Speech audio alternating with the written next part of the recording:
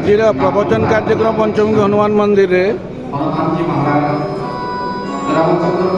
ମହାରାଜଙ୍କ ଶ୍ରୀକଣ୍ଠରୁ ଶୁଣିବା ହୁଅନ୍ତୁ। ରାମଚନ୍ଦ୍ର ପଚାରିଥିଲେ ପ୍ରଶ୍ନ, ବିଭୀଷଣକୁ ମିଳିଲା ଲଙ୍କାର ପଦକ, ଆଉ ଏପଟେ ବି ସୁଗ୍ରୀବକୁ ମିଳିଗଲା କିଷ୍କିନ୍ଧା ମାଳ। ହେଲେ ଏତେ କାର୍ଯ୍ୟ ମୋର କର ତୁମେ, ହେଲେ ତୁମକୁ କିଛି ଗୋଟେ ଭଲ ଦେଇପାରିଲେ, ଆଉ ତୁମେ ବି କିଛି ଖାଇଲେ।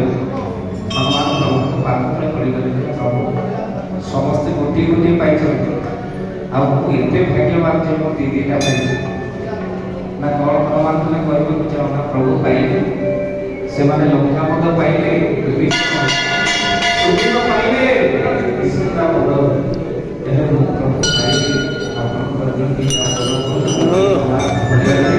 ଆଉ ନା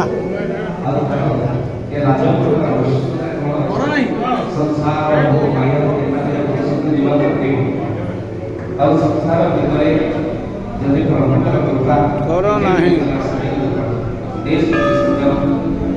ହନୁମାନ ସେଇଥିପାଇଁ